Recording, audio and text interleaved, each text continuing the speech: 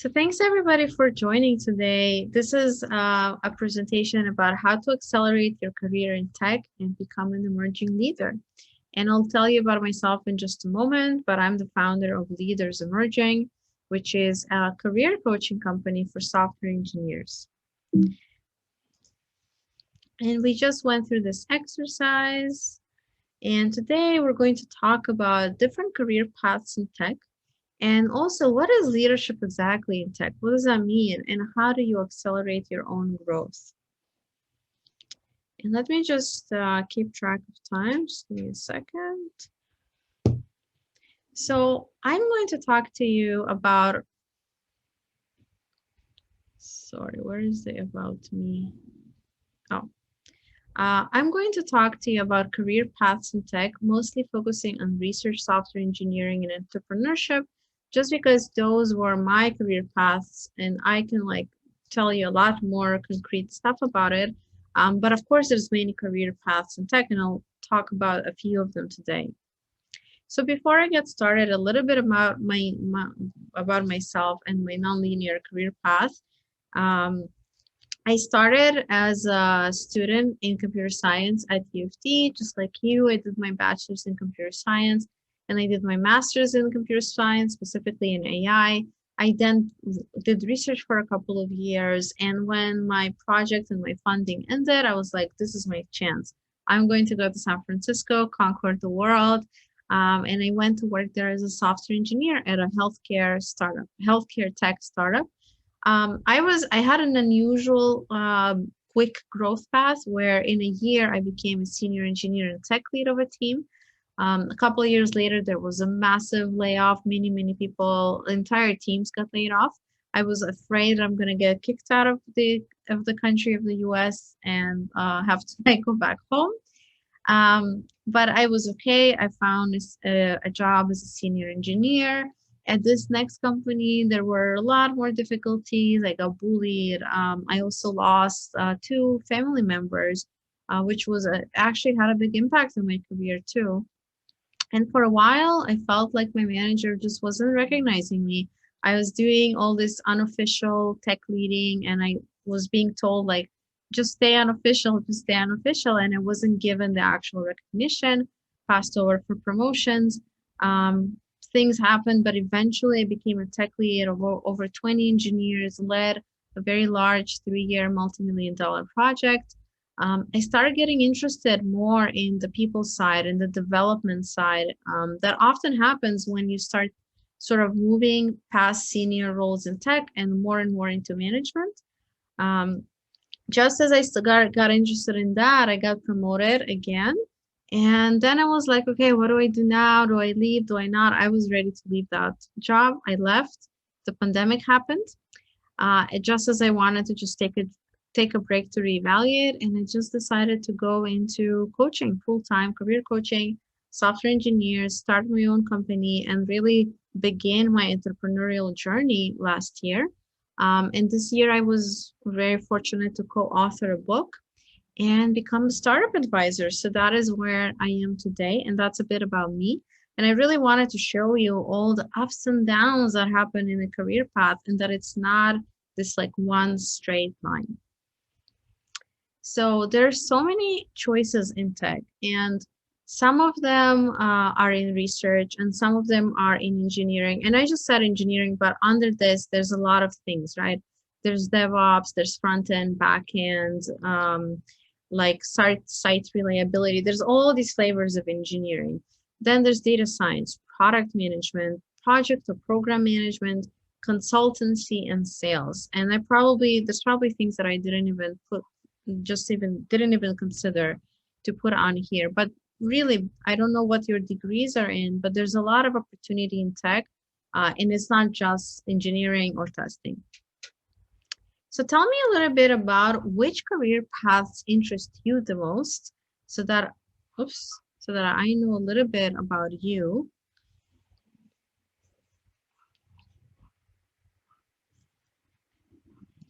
Let me take a look at the chat. All right. Just put in the chat what interests you. Data engineering, yeah. Data engineering is a big thing right now, kind of a mix of data science and engineering. AI, is it AI in the industry or AI in research?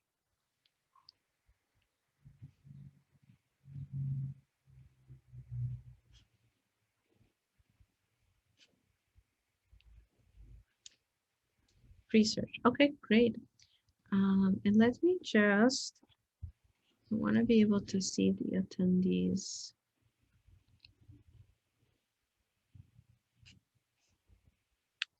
Um, okay, new participant. All right, so let's continue. Thanks for sharing some of your interests. Excuse me. So I want to give you a little bit about what is research engineering and entrepreneurship in practice so that you really know what you're getting into.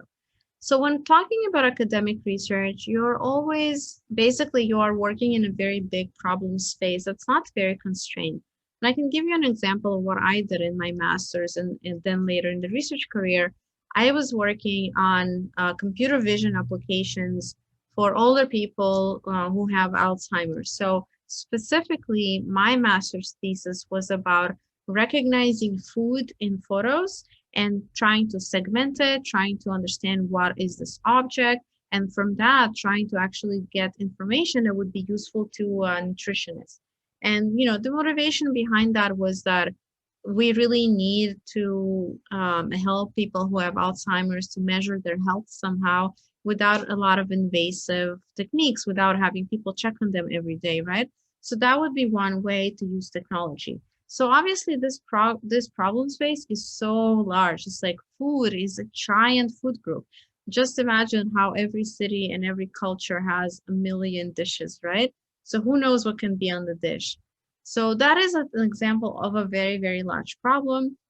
There aren't any real goals like, oh, like I we need to achieve recognition of, like, let's say 70% and then ship it. No, research is not like that. It's like just get to the most ideal result that you can. So in research, what you're doing on a more regular basis, I would say, is that you're working on grant proposals where you're basically trying to pitch, in a sense, your idea of what you want, what question you want to explore, and you're hoping to get money for it from different kind of government grants. Um, and often it involves writing code.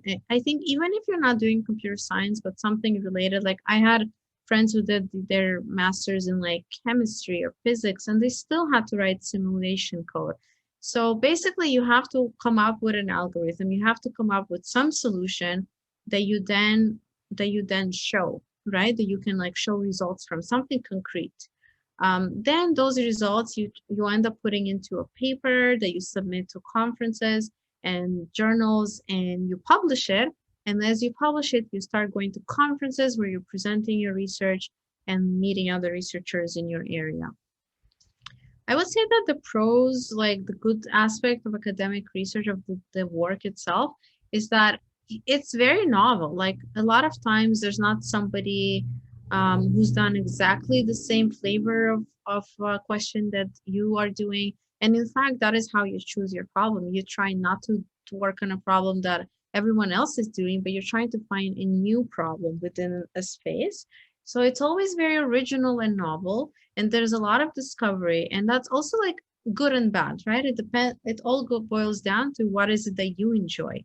But in the process, you meet a lot of people who are very deep in the same area. And imagine there might be like three people like you in the world working on this problem. So it's like quite amazing to find people who have the same interest.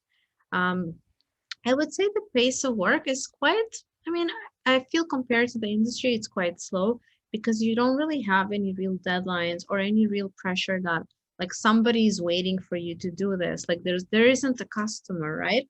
So you can take your time to discover. And that is the beauty of research and development, that you are given this time. And it's a pretty flexible kind of work style.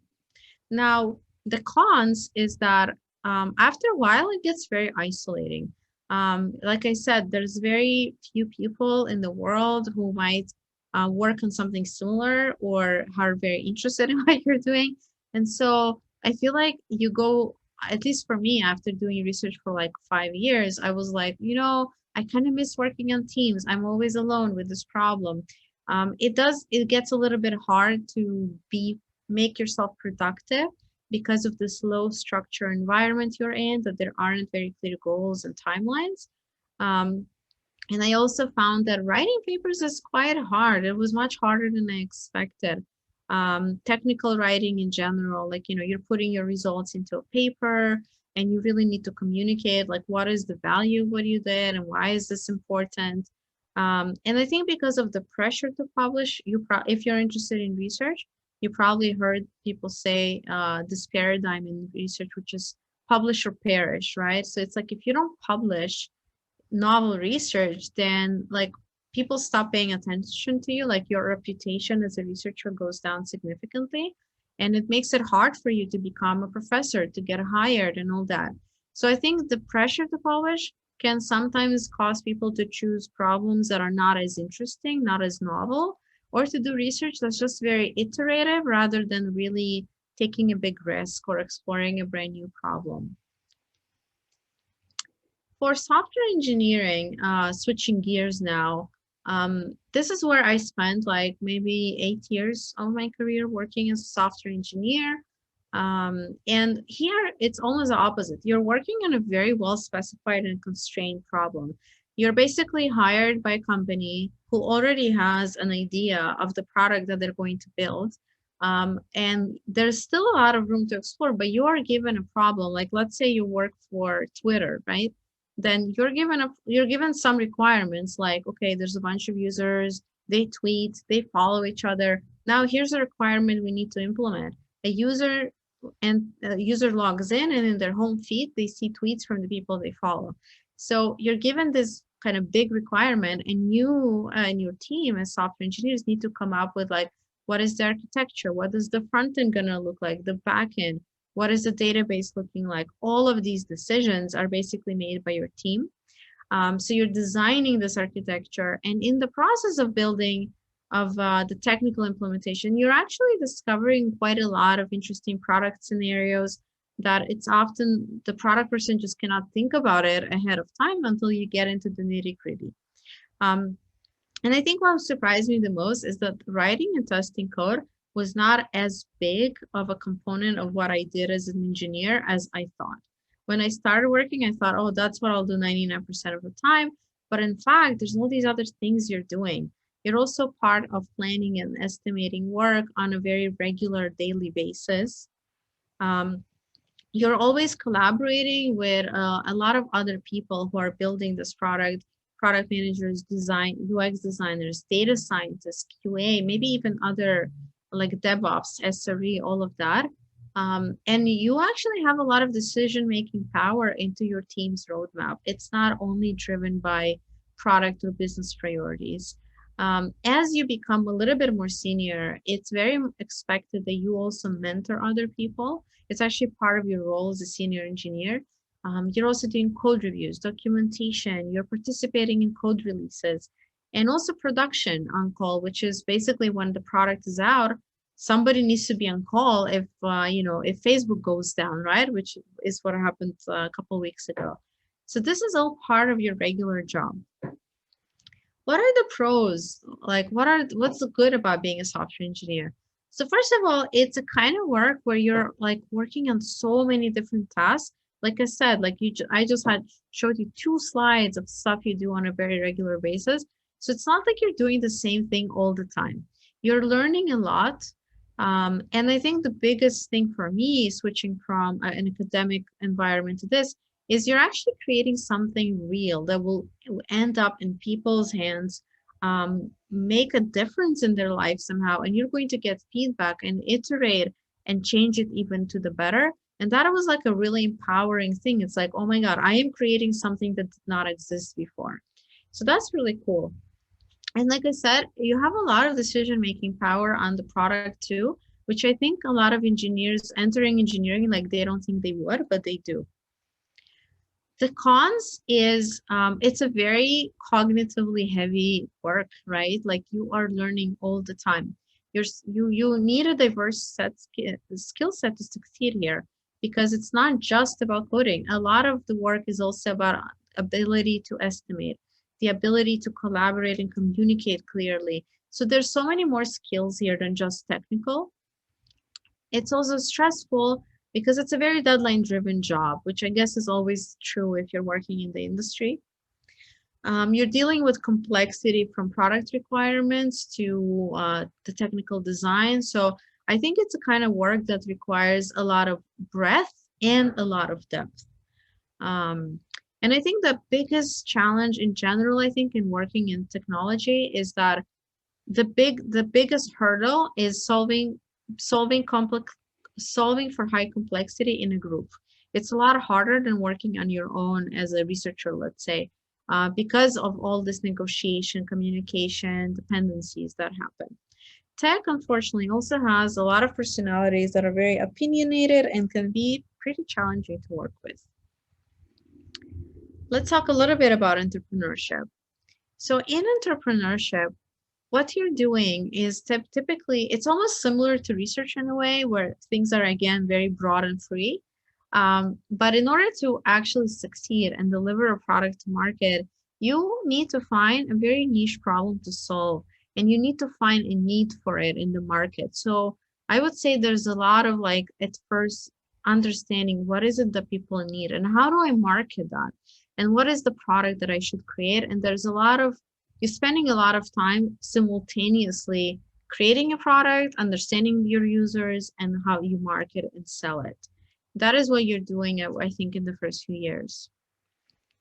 The great aspect here is that it's very independent and freeing, and you can really unleash your creativity, try all these things you want to try, bring your ideas to life, which is really great after working in the industry for a long time, where you are making somebody else's vision come true, not your own.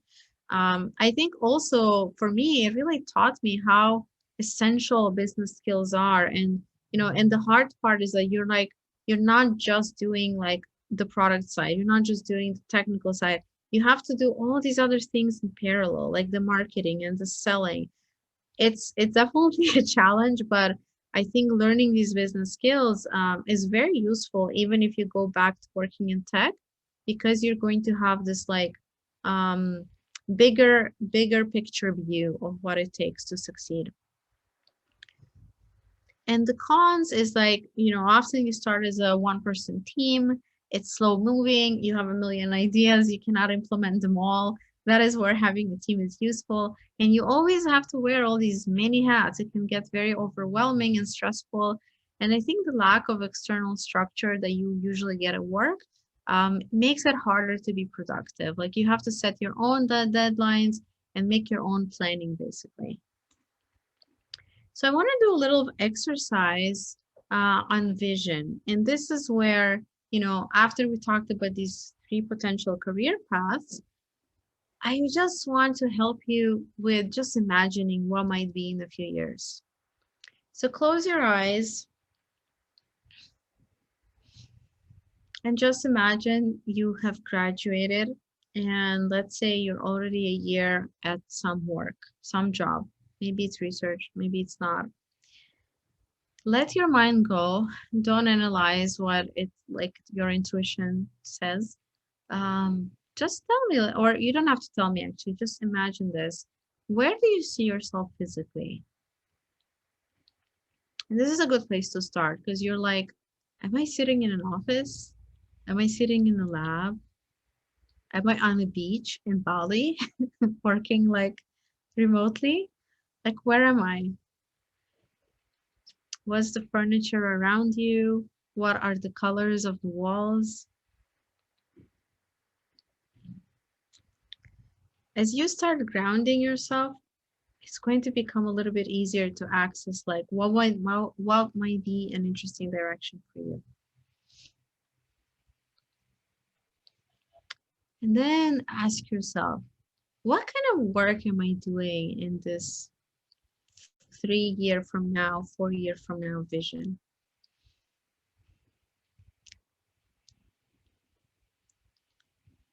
Am I sitting with people discussing some research results? Am I in a conference? Am I sitting in my computer writing code, participating in releases? Am I in a co-working space with other entrepreneurs? What kind of work am I doing?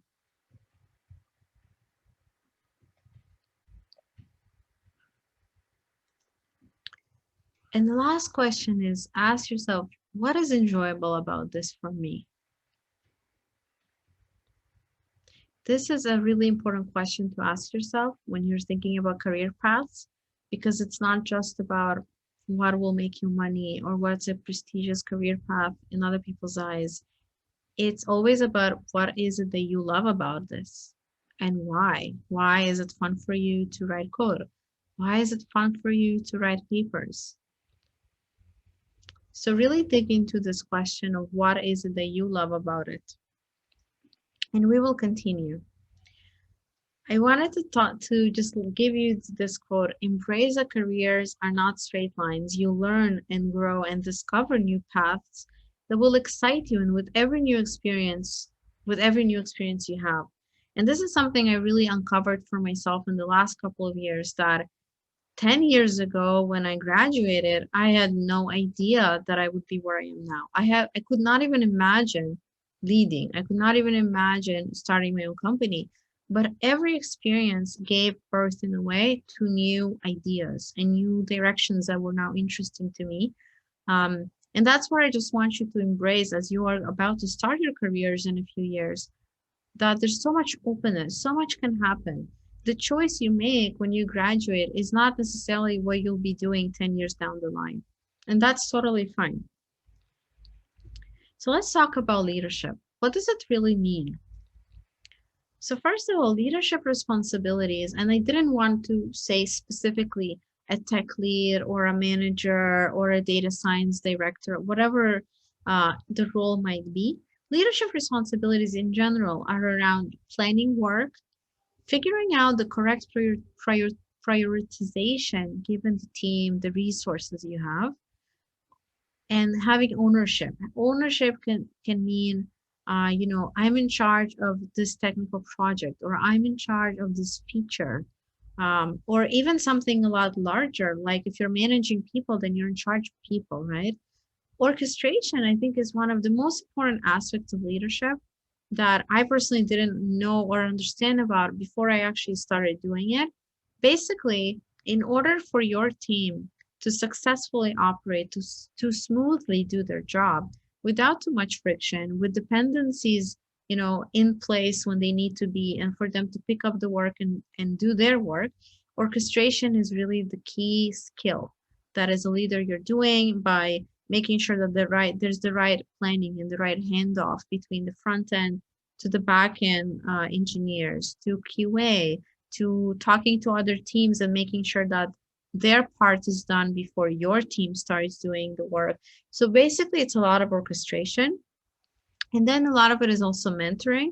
And, I do want to stress the leadership is not management. Management is its own kind of thing that has a lot of leadership responsibilities. But in management, you're also in charge of like helping people's careers and growing them and all that. Leadership happens not only to managers, it also is part of your job as you become a senior engineer, let's say, right? And the more you grow in the career ladder, the more people pay attention to these responsibilities.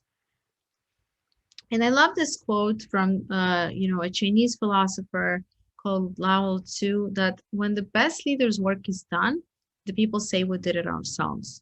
And I think this is really what I meant by orchestration. When everything is done smoothly behind the scenes, kind of, you don't even know that it happened because you're like, I was just able to do my work very easily.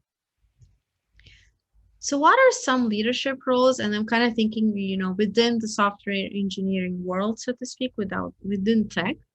Um, Basically, you often have leadership roles where the product manager will be in charge of leading the product requirement research and writing the requirements and speaking to stakeholders. And all of these are leadership within product. the tech lead, which is what my role used to be, was really making sure that, I understand what we need to build from a requirements perspective, translating all of that into technical design, understanding risks, thinking about implementation, mentoring engineers, orchestrating the work for them, and basically all these other roles, project manager, QA lead, UX lead. And I didn't even mention, right? Like you will also have this in data science, let's say. All of this exists where you do leadership kind of in your own sphere of influence. So tell me, I'm curious, how many years do you think it takes to become a leader in tech? Let me open up the chat.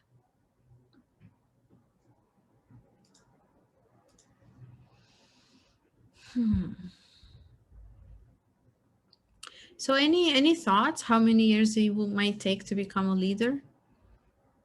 Like you can just throw a number. Is it like, okay, yeah, 5 years from Maha? Mm-hmm. Yeah, so I can just, while you're writing your answers, I can just say that when I was starting, first of all, leadership seemed to me like something on a different galaxy. Like I was like, oh my goodness, that is just not for me. I thought it would be very, very far away. And I also thought of leadership as like, oh, that is just something CEOs do, I didn't have a good sense of what is leadership in kind of like all these intermediate roles, right? And so I probably thought that it would be like 10 years for me. I just thought I'll be a coder and I'll just work, on architecture and technical stuff like for like 10 years. And I didn't even think about what is after that. Okay, so um, today we're going to talk about what is emerging leadership. So, first of all, what is an emerging leader? I really love this term for people who are at that step before leadership. So everybody before, let's say tech lead is the first leadership role you can step in in a technical capacity, right? So as a junior engineer and then senior engineer and then like I don't know however many levels there are, staff engineer, you are an emerging leader because you're kind of at that step before you are officially leading. But the important shift here is that you're already showing leadership at every level of your job, even if you're a junior engineer or a senior engineer. And I really want to talk about what are these key ingredients for becoming an emerging leader that can then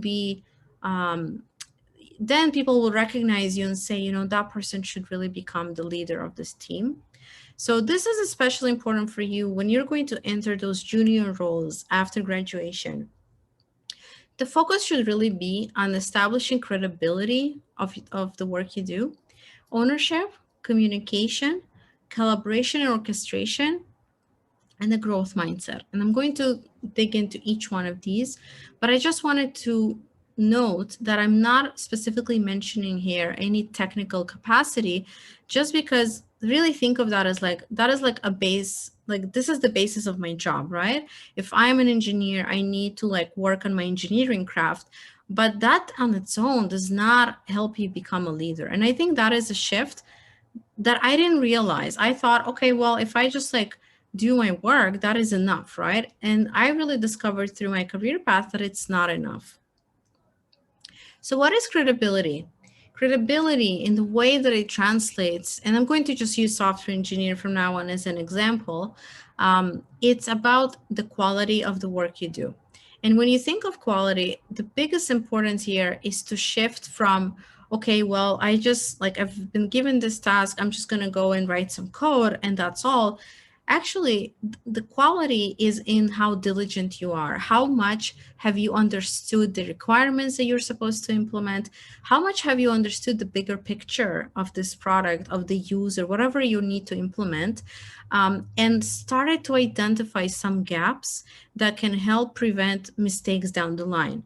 Basically, the goal here is that you think about basically designing what your work will do before doing it. And after doing it, it's also about making sure that you've documented your code well, that you follow best practices established for either this language or on your team or at the company. It's so much more important to build the right thing well than to rush to write the code, just to say, okay, I'm done. Consistency is also a really important part of your credibility as a kind of employee. And actually, there's two things here that are kind of tied together. When you're going to work, you're going to see that people often ask you for estimation, like how long is it going to take? Or like, in the Scrum model, people don't use time, people use complexity of points. So like, how complex is this? At first, it's hard to estimate because like you don't really have a frame of reference yet. But the better you become at that, the easier it's going to be to deliver things on time because you're going to know how long it takes. And I think timeliness is super important, um, because actually, if you don't plan work well, you're always going to be behind, and that will have basically effects on every other department because everything is tied together. The other important thing that I kind of alluded to is it's super important to establish subject matter expertise.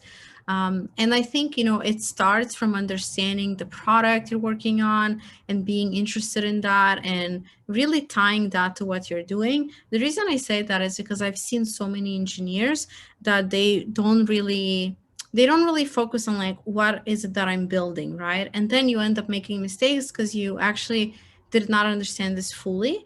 But other areas of developing expertise can be on a technology or on a specific language or even a specific architecture and becoming that go-to in the company. Ownership and impact, I think, is a really important for growth. Actually, in companies, there's something called a promotion rubric, which is basically a set of criteria that helps define whether you should be promoted or not.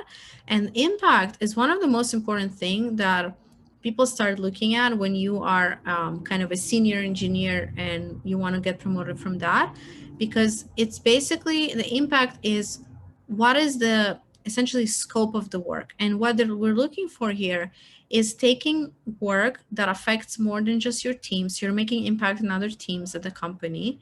And also looking for work that has higher ambiguity and complexity. So when you're a junior engineer initially, everything is kind of figured out for you, like you're pretty much told what to do initially, but over time you need to start having more of that ambiguity and doing that research yourself.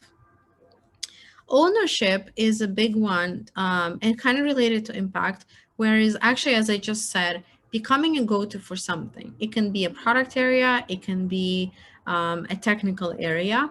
And the most important thing I think for growth is showing initiative. Before you're like asked to do it, already like starting to like dig into, oh, like I've noticed how we like do testing is inefficient, or how we do our release process, or like basically you can contribute in many ways that is not just technical processes, documentation, finding where you can automate something. That is really you becoming kind of an owner. And in general, using intellectual curiosity, I think this is what I keep going back to, like thinking before doing, and starting to identify ways to make improvements. And most important is to ask questions and not just kind of assume that like you're given the specs and you just go to implement it. It doesn't really work like that in tech. So I want to cover a little bit on communication. Communication is super important.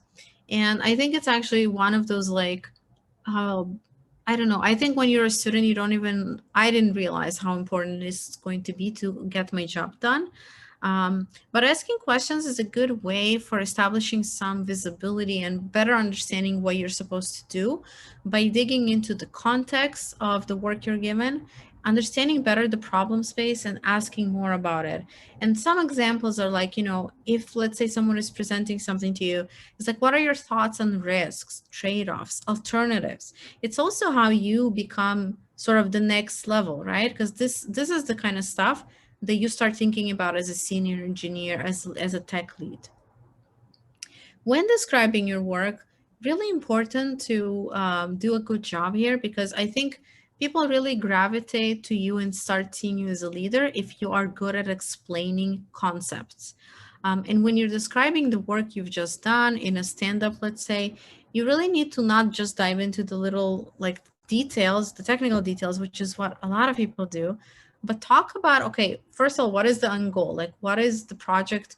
Like, let's say an example is like, I'm working on a refactoring project, and in that project, I need to deprecate a specific column. I already gave you the motivation. It's because of this refactoring project. Like, context. Okay, so I did some research and I discovered that this column is also being used by this other team. This is super important because people now really see the diligence, right, that you've done. And they know that there's a cross dependency with another team. Super important to state that. And then you can go into like, okay, how am I going to achieve that, but at a high level?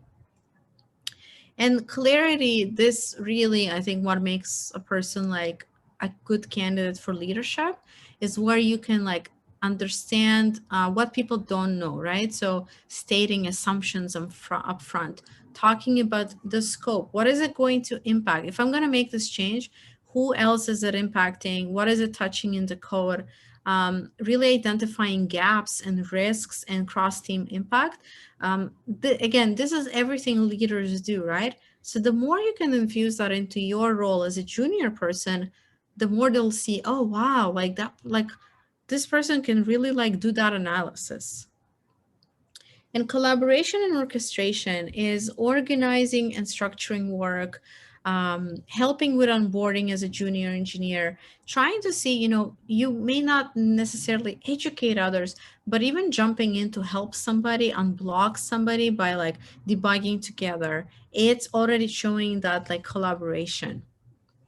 And here I'm just going to really quickly skim through that as a junior engineer or a junior employee, start to kind of understand, first of all, what interests you and that self-awareness.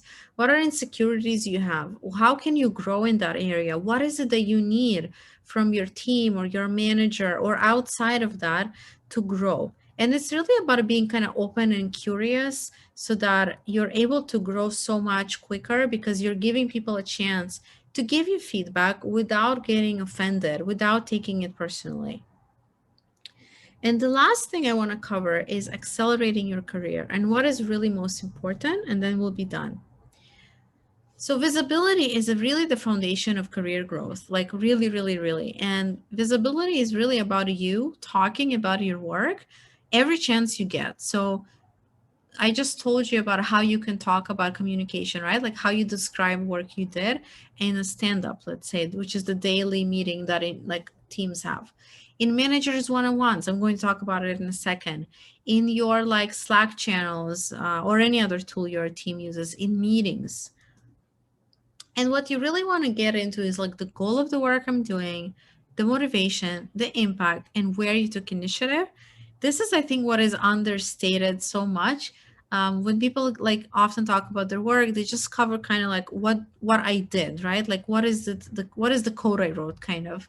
But what's important and not visible to people unless you state it is saying, you know what, I discovered the gap and I went to research this gap and then I read the code and then they found a bug and all of a sudden like you unveil that you've done this deep research. This is again goes back to diligence and initiative. And this is what we want to see from leaders. So I really advise that you take the opportunity to speak in every meeting. It doesn't, and I'm not saying contribute. I don't mean that you have to like share an idea or like suggest. It's just that start using your voice because I think this is just how it works, right? In our culture in North America, participation is how people judge your engagement. If you are silent in meetings, it's really hard not to notice you. It's really hard to think about you when an interesting project comes along. So speaking in meeting, a great way to start is just asking questions about everything we talked about, the context, the product requirements, the technical area. In your manager one-on-ones, this is a place where you can really work on career growth and be proactive about, first of all, being clear about what are your own interests, what are your own goals, right? And asking, it's very important to ask about where is the team going? What is the team's roadmap in the next 6 months or year? Because this is where you're going to start finding alignment, right? Like you maybe you're doing right now data science, but you're actually interested in a bit more engineering. And there's a project that comes that was going to happen in a year where you're going to work with an engineering team. This is where you want to say, I am interested in exploring this. I want to make sure I'm on that project, right? So it's like, it's sort of like taking initiative to discover the opportunity and asking for concrete feedback, not only in performance reviews that are just like once a year, but kind of on a more continuous basis. As you start doing things, as you start working on projects, asking your manager, what do you think I could have done better in my communication, which is leadership, and anything technical, organizational, really important. This is how you're going to grow. And the last part is managing up. And this is something I didn't quite understand. And I think most people don't understand until maybe 5 years into their careers, that when you start a company, yes, technically your manager is responsible for your career growth, but most of the time they're not very intentional about it. Like they're not going to sit and think, oh, how can I make Yulia grow as fast as possible, or what kind of projects I should give her so she learns about all these different things. You need to sort of be proactive about your own growth. It starts from getting clear on the things that are interesting to you and like directions and projects you want to be involved in, and asking for it, right? Asking for these opportunities. And also, as I mentioned, your company will often have a promotion rubric that really describes the parameters for promotion. It's really important to look there and not wait for your first performance review and then say, oh, I had no idea that they wanted me to mentor or they wanted me to present my work in public. Like I've never done it because all I did was sit and code all day, right? So this is all about taking initiative. And here's my last slide. Growth takes time. Be patient. Don't expect that in the first year you'll get promoted. This almost never happens. I mean, yes, it happened to me, but it's very, very unusual. Don't be attached to the title, at least initially. Do the work, find the opportunities where you can kind of move into that interesting area or into the next step of your career. Um, and just don't worry so much about the title initially. Just like really the first 3-4 years of your career, it's like massive explosion of exploration, right? And it's also important to stay connected with other teams because often they will have the opportunities that interest you in terms of another flavor of the work you're doing, a better project, a place where you can grow more into leadership. So really like always paying attention, what are other teams doing, and being in touch with the engineers there so that you know their experience. Do they enjoy being in that team? So that's all I have to say about how you can accelerate your career. And I would love you to take my email, yulia@yuliaeskin.com, and email me after this. What was the most useful thing that you learned today? And what career paths interest you? And stay in touch with me through my website and my YouTube, where I do educational videos on career growth for engineers on a bi-weekly basis. Connect with me on LinkedIn. And as you get close to graduation, shoot me an email and I'll see if I can help you find a job. Thank you. And I would love to take some questions.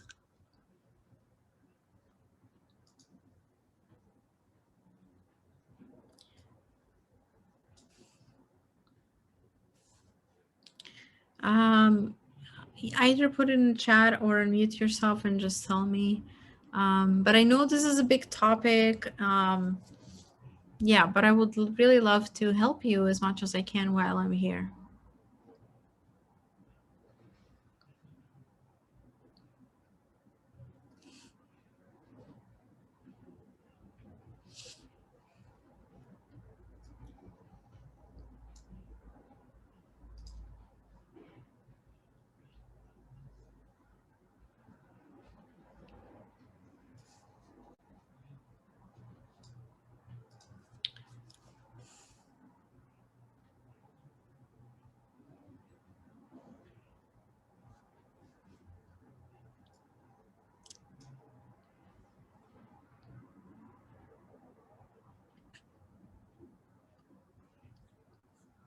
Oh, I see a question.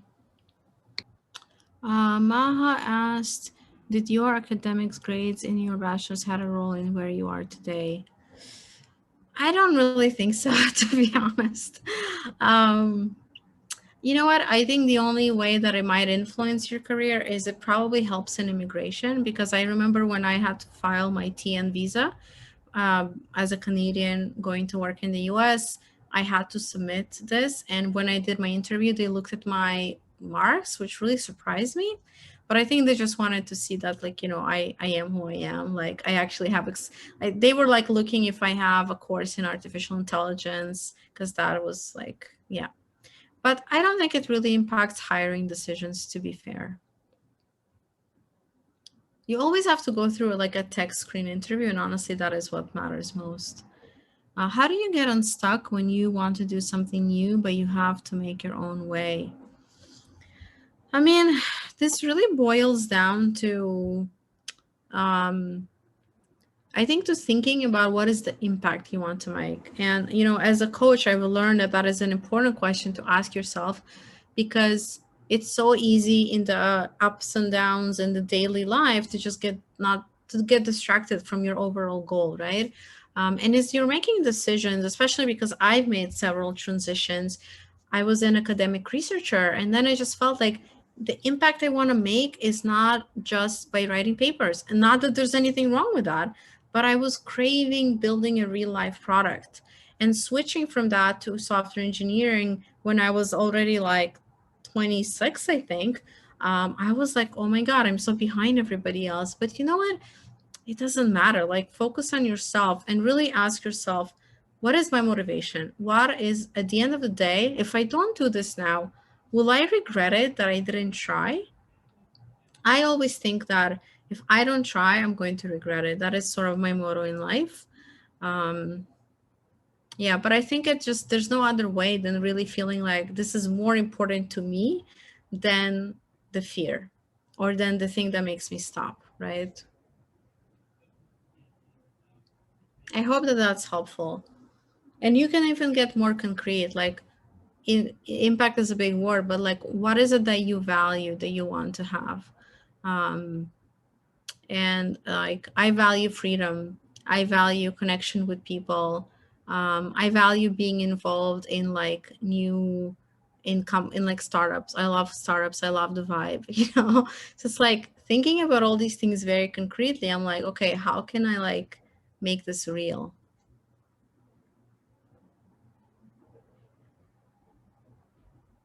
Yeah. I've got a question. Um, I'm a master's student and graduating soon. I was wondering if you know any job boards or websites that have jobs related to machine learning, engineering, or researchers, and then they are in a startup setting. Because I already know that I don't want to kind of work in a big company. Hmm. Um, but yeah, if you have any advice or a website or a job board, that would be great. Yeah. I don't know if there's any one specific to machine learning or AI, because I have not like looked for that for a while. But when I was looking for a job, I remember that I was controlling for the size of the company. I think you can say like, I want a medium company up to like 1,000 employees. And I want to say actually one thing important, that startups are not always like tiny companies. Like, I worked at startups that I joined, that they were a couple years old, and they already had like 200 employees. And in my couple years there, they grew close to like, I don't know, 600, 700, but it was still a startup in every single way, right? So don't limit yourself just on like, it has to be a 10-person company. Um, I would just use LinkedIn heavily. To be honest, like, I feel like nowadays LinkedIn is just what people use. I feel like companies do put jobs in like these other ones like Indeed, and I don't even know what else exists today.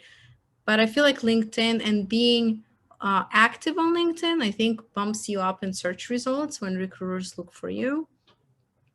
um yeah, and there's also a lot of groups. Actually, I think that's the other thing. I discovered that there's a lot of groups on LinkedIn that are very oriented at jobs. Like, I think I'm in several, and it's like, I have one that for like, let's say, computer vision in the Bay Area, which is here in Silicon Valley.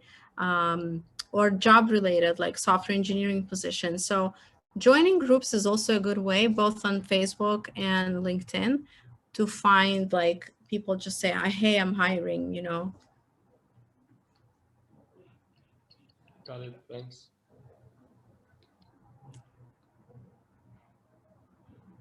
And setting up like job alerts too. I mean, I don't know, you probably know this already, but just like when you're looking for a job on LinkedIn, it often says, you know, do you want a job alert for similar jobs? And then they just like tell you.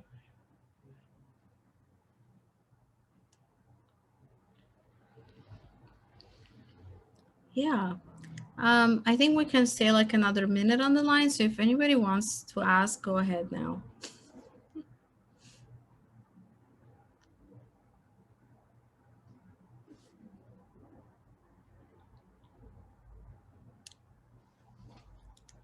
All right. I will stop the recording, so but you can still continue with the Q&A if you want to. But I will stop recording right now.